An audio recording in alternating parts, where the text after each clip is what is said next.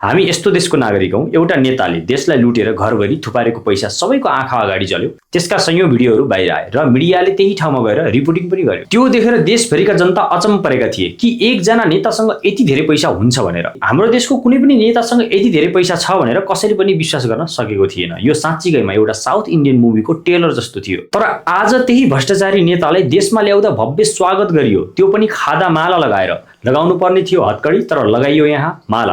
अब तपाईँ आफै सोच्नुहोस्, जसलाई पटक पटक भ्रष्टाचारको आरोप लागेको छ, जसको घरबाट देशलाई लुटेर कमाएको अकुत पैसा जलेर नष्ट भयो, जसको परिवारको नाममा अकुत अवैध सम्पत्ति छ, जसको परिवारका हरेक सदस्यलाई सम्पत्ति शुद्धिकरणको मुद्दा लागेको छ, त्यस्तो मान्छेलाई हामीले फुलका माला लगाएर स्वागत गर्दैछौँ। एकपटक कुनै पनि राजनीतिक पार्टीको समर्थन नगरिकन सोच्नुहोस् त, हामीले कस्तो मान्छेलाई समर्थन गरिरहेका छौँ। त्यो मान्छेको राजनीतिक चरित्र के हो? उसले अहिलेसम्म यो देशलाई के योगदान पुर्यायो? भ्रष्टाचारको मुद्दा खेपिरहेका, परिवारको नाममा अकुत सम्पत्ति राखेका, घरभरि पैसा थुपारेर राखेका मान्छेलाई यसरी सम्मान गर्ने हो भने यो देशमा भ्रष्टाचारी र अपराधीलाई जेल होइन, एउटा छुट्टै सम्मान गृह बनाउनुपर्छ र सर्वसाधारण जनताको लागि जेलको व्यवस्था गर्नुपर्छ, किनकि अपराधी र सर्वसाधारण जनतालाई एकै ठाउँमा राख्न मिल्दैन।